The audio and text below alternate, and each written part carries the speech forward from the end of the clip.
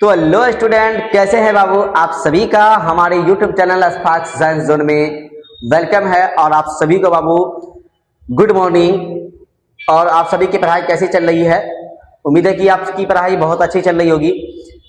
तो आज की क्लास में हम लेके आ गए हैं आप सभी के बीच क्लास 12 चैप्टर नंबर 1, है ना। क्लास 12 हिस्ट्री का चैप्टर नंबर 1 हड़प्पा सभ्यता। जो पिछली क्लास में हम हड़प्पा सभ्यता की विशेषता के बारे में देखे थे, दो विशेषता को देखे थे। आज जो विशेषता है उसको भी आज हम देखेंगे। तो आज की क्लास शुरू करने से पहले आप सभी स्टूडेंट हमारे चैनल को सब्सक्राइब जरूर कर ले बाबू।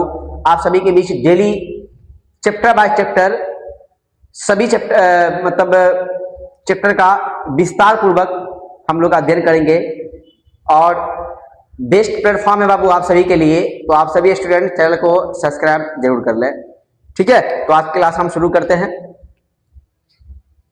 आज की क्लास है बाबू हड़प्पा सभ्यता की विशेषता। हड़प्पा सभ्यता की विशेषता जो पिछली क्लास में हम लोग पढ़े थे, दो विशेषता। आज है बाबू तीसरा नंबर में बस्ती के बारे में। तो बस्ती क्या है, बस्ती के बारे में क्या जानकारी लेना हमको, अभी हम देखते हैं इसमें। बाबू बस्ती, वहां से दो प्रकार की बस्तियां मिली थी। पहला था दुर्ग और दूसरा था निचला शहर। दुर्ग और निचला शहर। तो दुर्ग की विशेषता क्या थी, यहां पर देखेंगे हम लोग।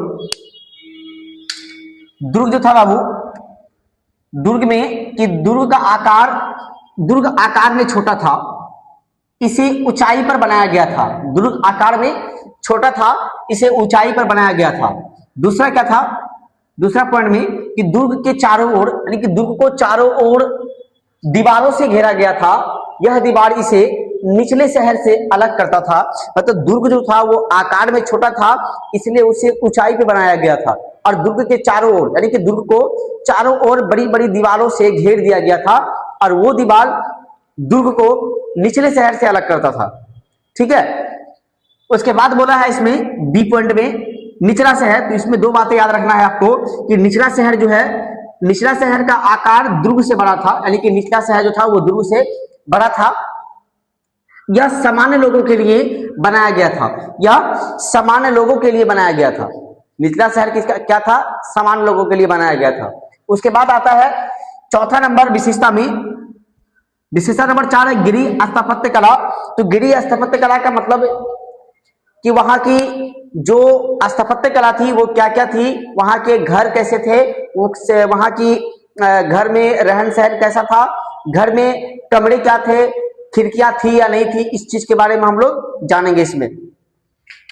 तो पहला है कि पहला हम देखेंगे यहाँ पे कि मोहनजोदड़ो के आवासीय भवन में एक आंगन होता था। यानी कि जो भवन होते थे वहां के बड़े बड़े भवन में एक आंगन का मतलब है कि चारों तरफ से बाबू घर हुआ करता था, यानी कमरे हुआ करते थे और बीच में आंगन था। मतलब आवासीय भवन में क्या था, आंगन हुआ करता था बाबू। आंगन को याद रखना है।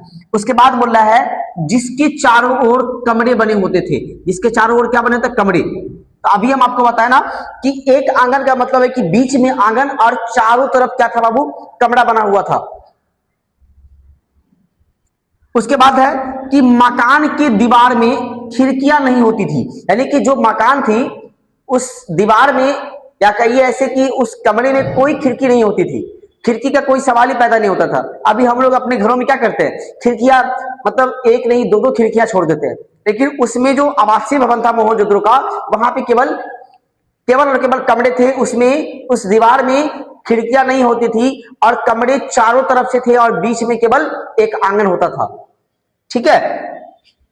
मकान के दीवारों में खिड़कियां नहीं होती थी। उसके बाद बोल रहा है कि मुख्य द्वार से आंगन सीधा दिखाई नहीं देता था। यानी कि जो मेन गेट होता था, मुख्य द्वार जो होता था, उससे जो आंगन था वो डायरेक्ट दिखाई नहीं देता, क्योंकि चारों तरफ तो कमरे हुआ करते थे। अगर मान लो यहाँ पे ये एक भवन है और इसके चारों तरफ से बाबू मान लो कमरे हैं, इस तरह से अगर कमरे हैं तो ये बीच में क्या हो गया, ये बीच में आंगन हो गया।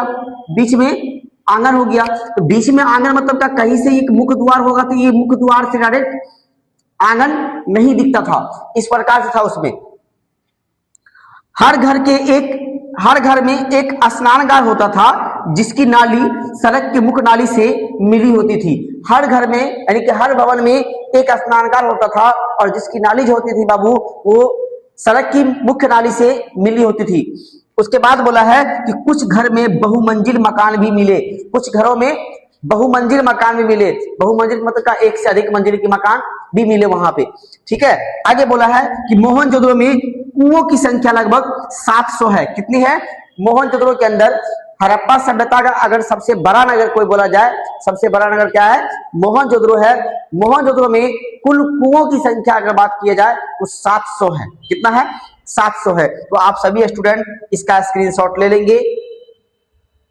तो आप सभी से हम मिलते हैं बाबू अगली वीडियो में, अगली क्लास में। इसका एक दो विशेषता और बचा है और हमारा चैप्टर संपूर्ण रूप से खत्म हो जाएगा। तो आप सभी स्टूडेंट से रिक्वेस्ट है बाबू कि आप सभी स्टूडेंट हमारा चैनल को सब्सक्राइब करें। ये बेस्ट प्लेटफॉर्म है आपके आर्ट्स क्लास के लिए। चैप्टर बाय चैप्टर प्रत्येक सब्जेक्ट का आपको संपूर्ण रूप से तैयारी कराया जाएगा बाबू। इसलिए आप सभी स्टूडेंट चैनल को सब्सक्राइब कर ले, वीडियो को लाइक एंड शेयर करना ना भूले। तो मिलते हैं आप सभी से हम अगली क्लास में। धन्यवाद।